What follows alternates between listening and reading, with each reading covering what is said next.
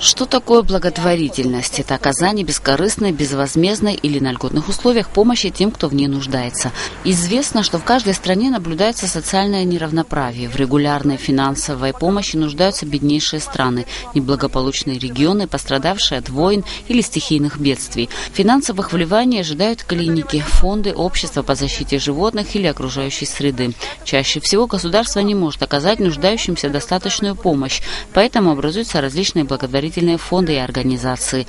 Благотворительная деятельность очень распространена и очень популярна не только среди крупных бизнесменов или организаций, но и среди знаменитостей. Благотворительностью активно занимаются звезды кино и эстрады, политики, писатели. Каждый из них занимается благотворительностью, исходя из каких-то собственных мотивов. Благотворительная деятельность в Абхазии регулируется законом о благотворительной деятельности. На сегодняшний день в Министерстве юстиции зарегистрированы 111 форм благотворительных организаций.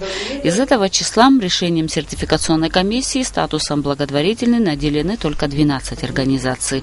Государственный сертификат служит для освобождения благотворительных организаций от налогов, сборов и иных государственных платежей, а также предоставления иных льгот и привилегий, установленных для благотворительных организаций действующим законом. Сертификат выдается сроком на 3 года, при этом сертификацию должны пройти в обязательном порядке все зарегистрированные организации. Она производится на основании анализа учредительных документов, заключения налоговой инспекции и анализа деятельности организации. Если в Абхазии существует 111 организаций, допустим, что каждая оказала помощь хотя бы 10, выходит, что 1110 человек получили помощь от благотворительной организации. Если получили только 12, а следовательно, они занимаются благотворительной деятельностью, тогда чем занимаются остальные 99 и почему они зарегистрированы как благотворительные? Эти вопросы остаются открытыми.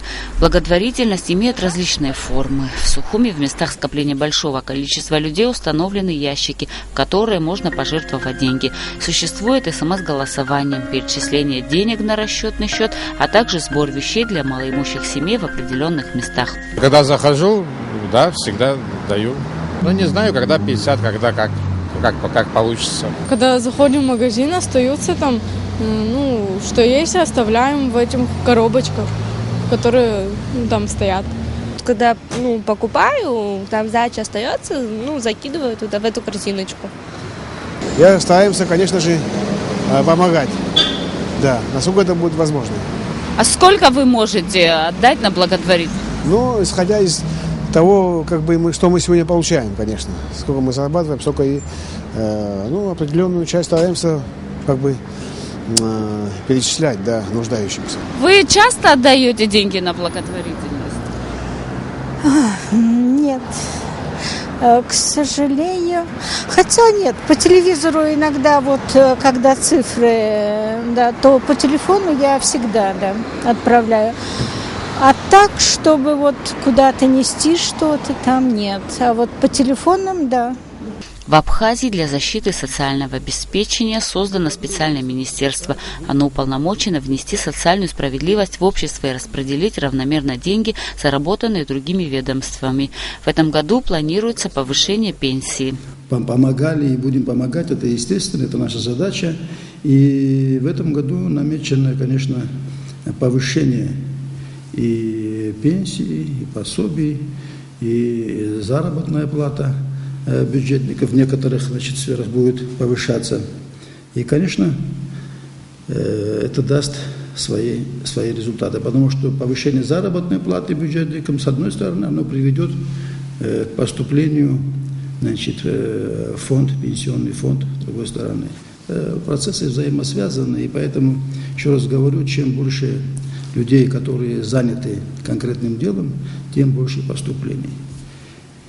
Поэтому мы, как и декларировали, в этом году обязательно будет увеличение. Повысится также и абхазская пенсия. В программе заложено увеличение пенсии инвалида войны. А также уже в этом году, по словам министра, немного, но повысится помощь многодетным семьям. Мы как-то за эти годы еще привыкли, да, были гуманитарные организации, были раньше там и иностранные, там российские были, которые помогали. Мы потихонечку так немножко привыкли к иждивенчеству, честно говоря. Нам надо от этого, конечно, это теперь все ушло в основном, да, и нам надо от этого уходить, нам надо думать, как самим зарабатывать.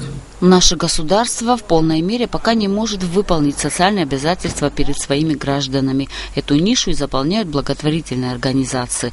Но хотелось бы, чтобы больные, малоимущие, многодетные семьи в нашей стране не уповали лишь на бесплатную помощь и поддержку благотворителей, а получили возможность самим зарабатывать и решать свои собственные проблемы. А это произойдет тогда, когда в стране будут задействованы правильные механизмы для построения экономически состоятельного государства.